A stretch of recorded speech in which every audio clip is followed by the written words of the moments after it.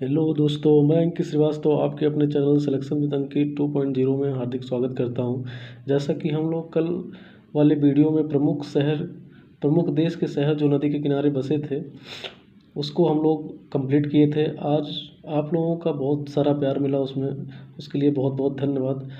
आज हम लोग भारत के प्रमुख शहर जो नदी के किनारे बसे हैं उसको देखते हैं। यहाँ से एग्ज़ाम में बार बार क्वेश्चन पूछा जाता है। बिल्कुल बिना वीडियो को लेट किए आगे चलते हैं, हम लोग देखते हैं, अपने टॉपिक पे आते हैं। जैसे देखते हैं, आगरा शहर जो है यमुना नदी के किनारे बसा हुआ है।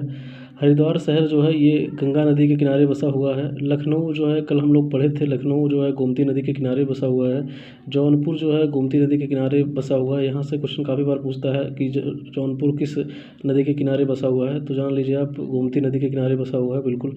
उसके बाद अहमदाबाद जो है ये साबरमती नदी के किनारे बसा हुआ है, ठीक है। उसके बाद आगे बढ़ते हैं हम लोग, बड़ोदरा जो है विश्वामित्री नदी के किनारे बसा हुआ है। उसके बाद आगे बढ़ते हैं, देखते हैं द्वारका जो है ये गोमती नदी के किनारे बसा हुआ है। अजमेर देखते हैं तो लूनी नदी के किनारे बसा हुआ है।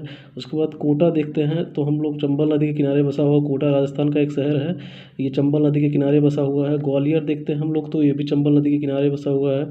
यहाँ ग्वालियर जो है एमपी में, मध्य प्रदेश में है। उसके बाद आगे बढ़ते हैं हम लोग, देखते हैं केवड़िया जो है ये नर्मदा नदी के किनारे बसा हुआ है, ठीक है। केवड़िया में ही स्टैचू ऑफ यूनिटी है, सरदार पटेल की जो है स्टैचू ऑफ यूनिटी है, केवड़िया में ही ये नर्मदा नदी के किनारे बसा हुआ है, ठीक है। भरूच जो है ये नर्मदा नदी के किनारे बसा हुआ है। उसके बाद आगे आते हैं हम लोग, देखते हैं श्रीनगर जो है झेलम नदी के किनारे बसा हुआ है। आगे आते हैं, देखते हैं जम्मू जो है ये तवी नदी के किनारे बसा हुआ है। काफ़ी बार कन्फ्यूजन दोनों में रहता है कि श्रीनगर और जम्मू, क्योंकि ये एक ही यूटी है तो एक ही शहर, मतलब एक ही यूटी का वो है, तो इसमें काफ़ी कन्फ्यूजन रहता है कि श्रीनगर पूछता है किस नदी के किनारे बसा हुआ, तो बिल्कुल आप जान लीजिए झेलम नदी के किनारे बसा हुआ है। और अगर जम्मू पूछता है तो ये तवी नदी के किनारे बसा हुआ है। आगे बढ़ते हैं हम लोग, देखते हैं फिरोजापुर जो है ये सतलुज नदी के किनारे बसा हुआ है। उसके बाद दिल्ली देखते हैं हम लोग, तो दिल्ली जो है यमुना नदी के किनारे बसा हुआ है। दिल्ली अब भारत की राजधानी आप जानते हैं, यहाँ से भी काफ़ी बार क्वेश्चन पूछता है कि दिल्ली किस नदी के किनारे बसा हुआ है, तो आप बिल्कुल जान लीजिए यमुना नदी के किनारे बसा हुआ है। उसके बाद आते हैं औरैया जो है ये यमुना नदी के किनारे बसा हुआ है। उसके बाद आगे आते हैं तो प्रयागराज आप जानते हैं गंगा में यमुना का संगम है।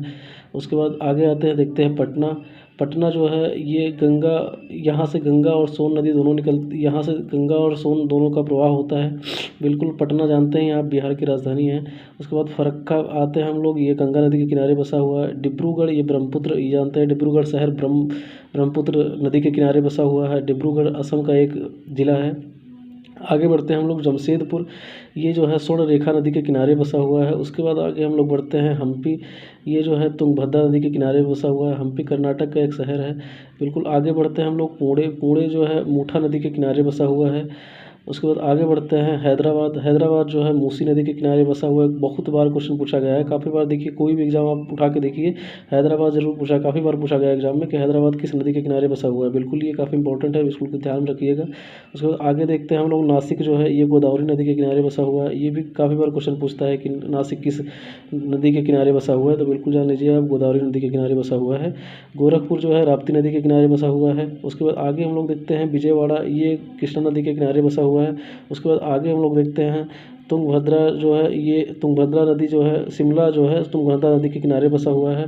बिल्कुल वीडियो अच्छे लगे तो दोस्तों ज़्यादा से ज़्यादा लोगों को शेयर करिए और लाइक करिए, सब्सक्राइब करवाइए दोस्तों। बहुत ज़्यादा मतलब अब जान लीजिए आपको वीडियो बनाने में मेहनत काफ़ी हो रहा है, ठीक है। और हम एक एक कंटेंट करके आपका क्लियर करते जाएंगे डेली।